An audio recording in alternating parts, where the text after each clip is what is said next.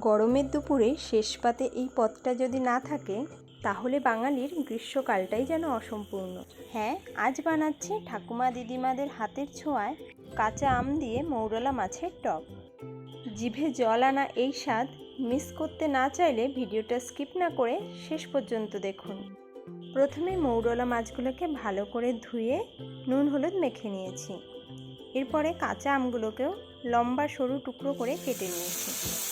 এখন কড়াইতে সর্ষের তেল গরম করে মাছগুলোকে তেলে ছাড়ছি। এক পিঠ ভাজা হলে খুব সাবধানে উল্টে দিচ্ছি।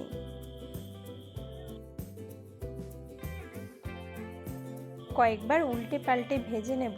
খুব বেশি কড়া ভাজবো না, হালকা ভেজেই তুলে নিতে হবে। কাঁচা মাছ দিয়েও এই টক রান্না করা যায়, তবে আমি খুবই হালকা করে ভেজে নিয়েছি।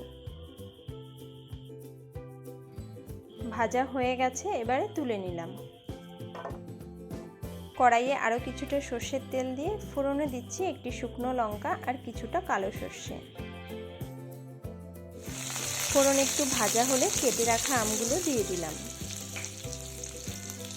স্বাদমতো নুন ও হলুদ দিয়ে একটু নেড়ে নিচ্ছি।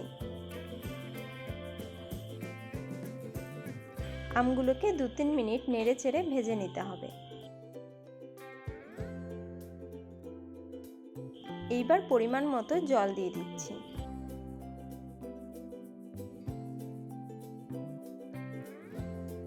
জল দিয়ে একটু নাড়াচাড়া করে ঢেকে দিলাম। 7-8 মিনিট পর ঢাকনা খুলে নেড়ে চেড়ে নিচ্ছি।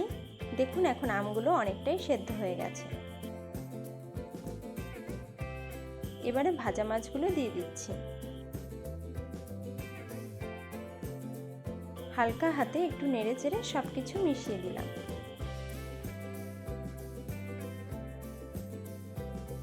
চেরা কাঁচা লঙ্কা দিয়ে নেড়ে নিচ্ছি।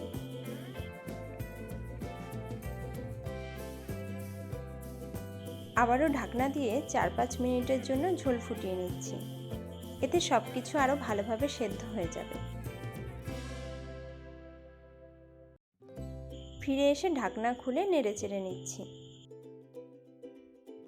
এই পর্যায়ে গ্যাসের ফ্লেম মিডিয়ামে রেখে ঝোলের ঘনত্বটাকে একদম পারফেক্ট করে নিতে হবে। 2 চামচ পরিমাণ চিনি অ্যাড করছি। এতে মৌরলা ও কাঁচা আমের টকের টেস্টটা খুব সুন্দরভাবে ব্যালেন্স হয়ে যাবে। টেস্ট করে দেখলাম কিছুটা নুনের প্রয়োজন আছে, তাই সামান্য পরিমাণ নুন অ্যাড করলাম।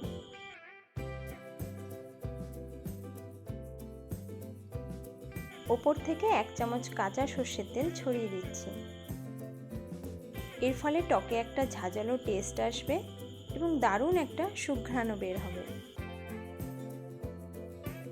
আপনারা যদি কখনো এইভাবে না করেন, এই টিপসটি ফলো করে দেখবেন, খেতে দুর্দান্ত লাগে।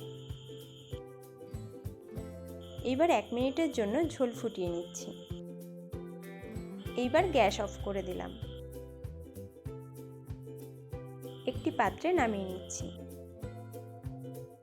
দেখুন ঝোলটা কতটা পাতলা এবং লোভনীয় লাগছে। গ্রীষ্মের তপ্ত দুপুরে শেষ পাতে এই পাতলা ঝোল না হলে কি চলে? খুবই কম সময়ে এবং অল্প মশলায় সহজেই তৈরি করে নেওয়া যায় এই দুর্দান্ত রেসিপিটি। তো বন্ধুরা, ভিডিওটি ভালো লাগলে লাইক এবং শেয়ার করে দেবেন, আর কেমন লাগলো কমেন্ট করে জানাতে ভুলবেন না। আর আমার চ্যানেলটি ফলো ও সাবস্ক্রাইব করে পাশে থাকার অনুরোধ রইল।